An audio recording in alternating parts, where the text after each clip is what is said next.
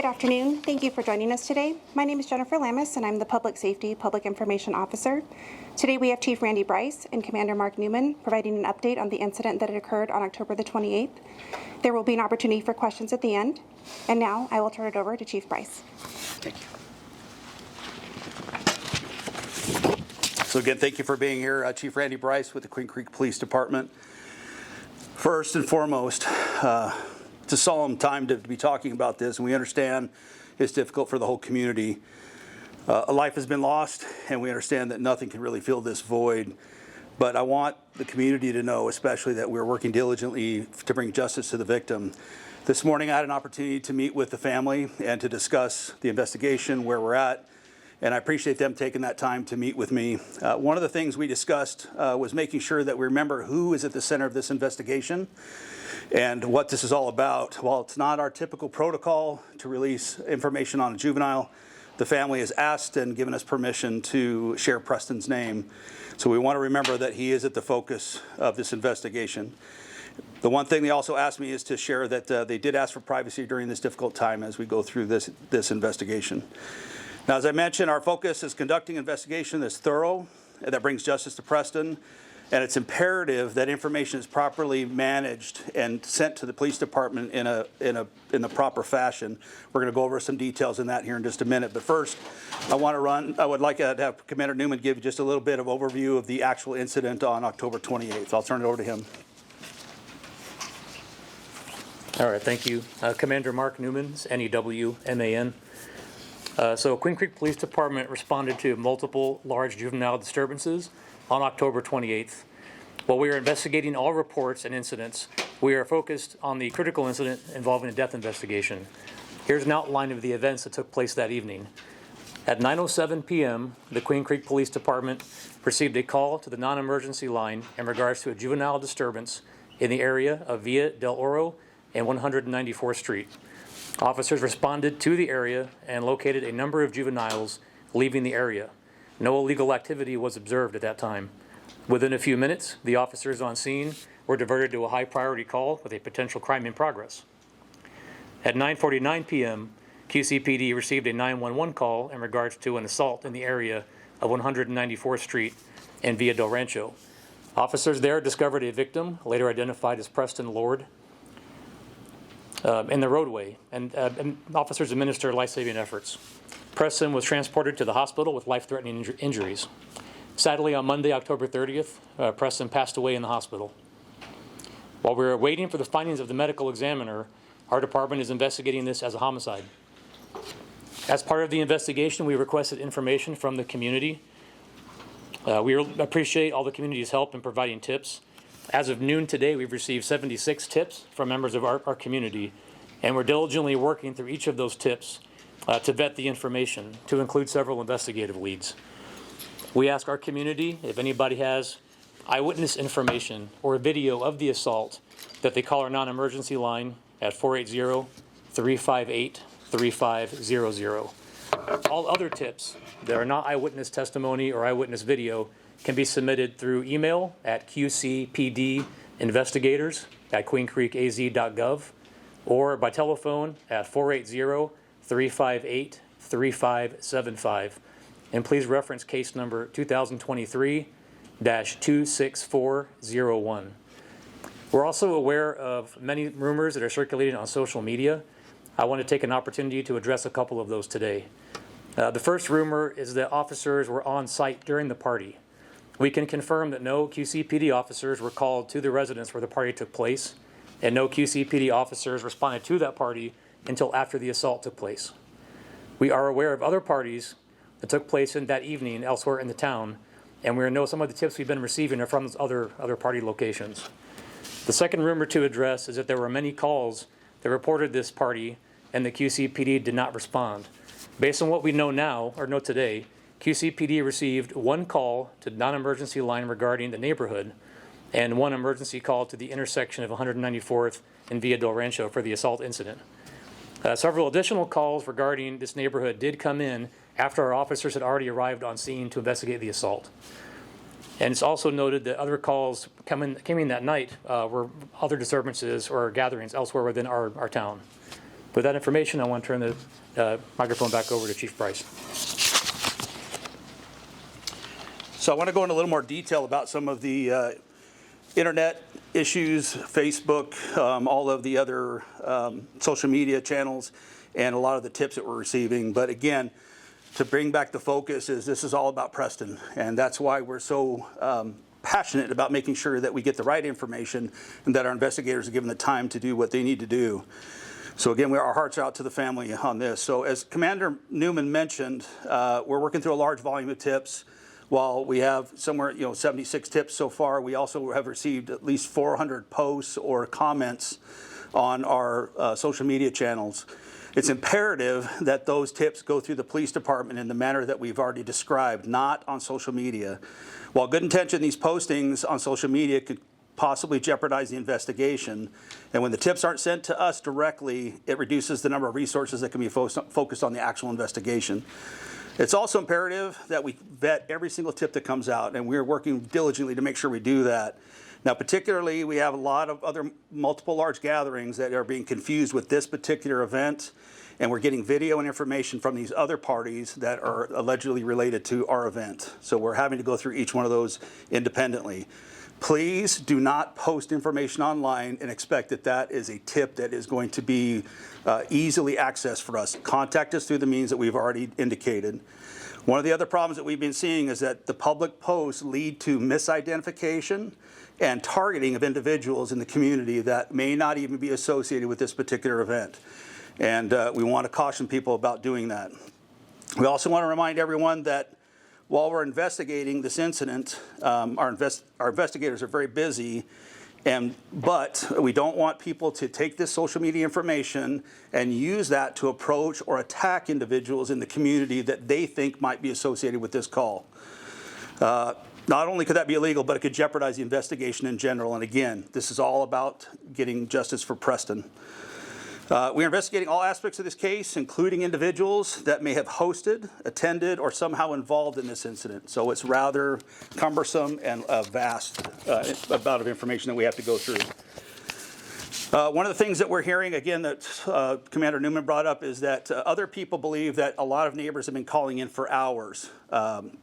We can recite, again, based on the information we know now and today, is that one call for service was sent to us for this event or in the area prior to the assault call. And I want to reiterate to the public that if you see something, please say something when these types of events are happening in your areas. Also of note, we'd like to encourage our residents, if they see any type of large gatherings in the future, while not necessarily illegal in and of itself, we will respond and investigate and figure out what type of violations that may be present, but our main focus is to keep the community safe. If you were involved, and this is one of my last statements before we take questions, is we want to encourage that anybody that's involved, has firsthand knowledge of this information, to come forward.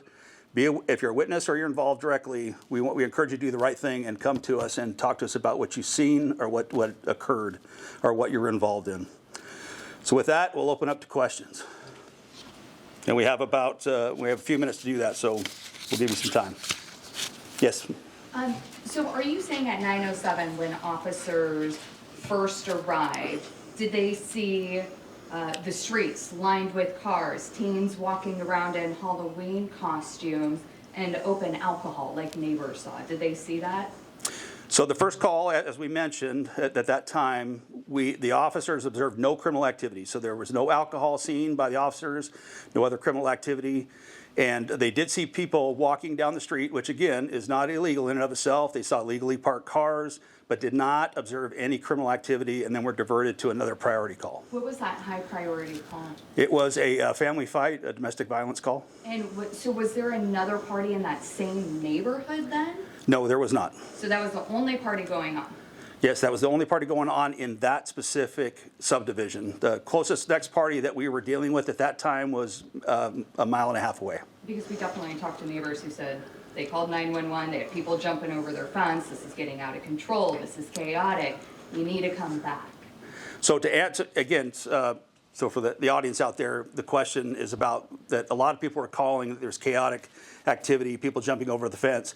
So as mentioned before, we did receive multiple calls after the assault call that were exactly what you're describing, but not before the assault call. Okay. And we were already on scene. My last question, the home that originally hosted this party, so is there an investigation into the homeowner? Where does that stand? Are they cooperating? Have you interviewed them? What type of possible charges are they? So while I won't get into specifics because it's still under investigation, but as I mentioned before, we're looking at all aspects of the case, whether you were hosting, involved, or just were at the party. We're looking into all aspects and how that relates to this investigation. Do you have an idea of if there were adults at this party and how many teens were there? So while some of those facts are still under investigation, I'm not going to comment on them. I'll give you an estimate based on the witness statements. It's anywhere from 100 to 200 at the time where the party was just about to break up. And were parents there? Sorry, so the question is, were there parents there? So again, we did have, not going to give into great specifics, but because it's still under investigation, but we did have adults on site at the home. Just to clarify, can you explain how officers know there wasn't another party going on in that neighborhood? Did officers drive through that subdivision to make sure there wasn't another party? A lot of neighbors have said that there were 2 parties going on and kids were jumping from party to party. So the question is, how did we determine whether or not there was another party in the area, and that the fact that there were people saying that people were jumping from party to party? So this is a lot of why there's confusion about the evidence and the tips that we're getting in. Is what we can gather is that it's most likely referring to the party that was about 1.5 miles away. We, as part of our investigation, had canvassed most of that neighborhood. We were driving through the neighborhood. We had secured most of the neighborhood as part of the investigation. So from the time that we arrived on the call where the assault occurred, I can tell you that there was no other party in that area. And then also speaking with neighbors, people reaching out to us on our story yesterday, we've heard that there have been some threats. And so some people are afraid to come forward. Some people have video of the fight but don't want to get caught up in all of this.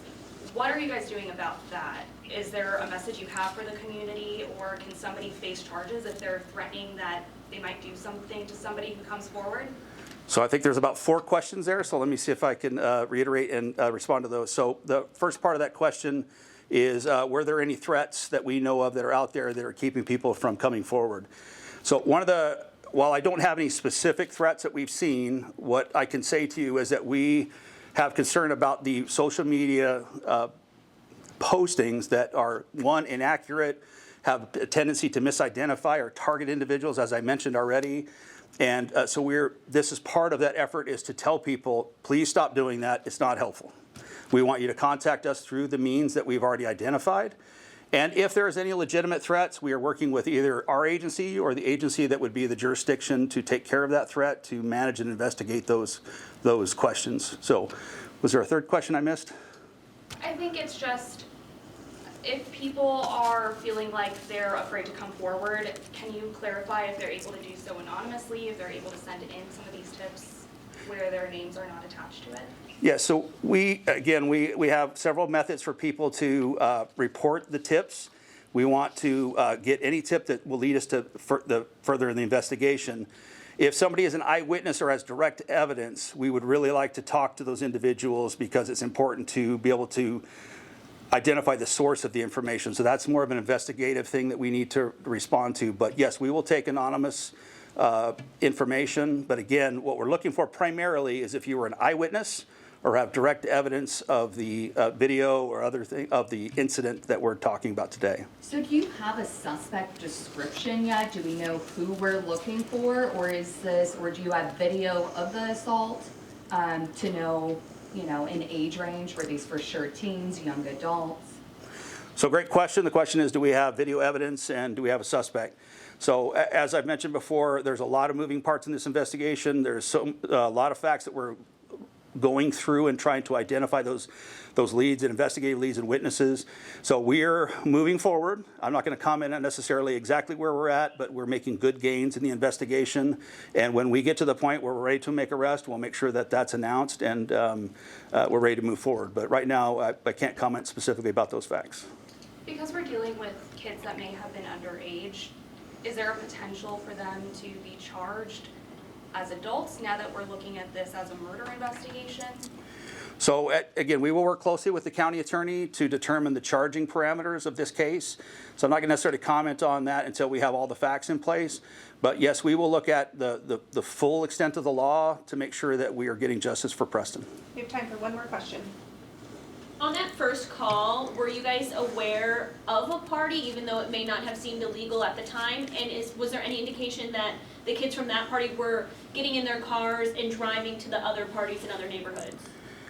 So there was a lot of facts in that question, so I don't know if I can repeat it all, but I'll see if I can at least summarize in the answer. Is that when the officers arrived on scene, they first of all did not have any information provided by the caller of a party. The call was about teens walking down the street doing various activities. So we did not have any information about a party. When the officers were on scene, they did not see the party, observe the party, or any crimes in progress. And what appeared to them is that there was a large group of people leaving. Where they were going, I can't comment to. I don't know. Can I ask a follow-up question to that? Was there a problem with this home in the past? Any calls for a party at this home in the past? So those are facts that are still under investigation. We'll be able to release that once we get our full investigation done. I just want to ask really quick though about the home where the party was. Is there any indication that it just got out of control, that people showing up from high schools, multiple high schools, 3 to 4, that weren't even supposed to be there, that this became kind of like a social media address that got blasted that never should have been? So that is a fact that we are looking into, and it's a trend that we're looking at. But the details are still coming together, so I don't necessarily have the ability to comment fully on that. But that is an aspect of the investigation. Thank you. All right, that's all the time. All right, thank you. I have 2 questions. Your name. Sorry. Your name. Yes, sorry. Can I have your name? You sure can. Chief Randy Brice, RandyBrice. And your name, sir? Sure. Mark Newman, Newman, that's Mark with a K. Are you a Commander. captain? Commander. Thank you very much, everybody. Appreciate you. Thank you. Thank you.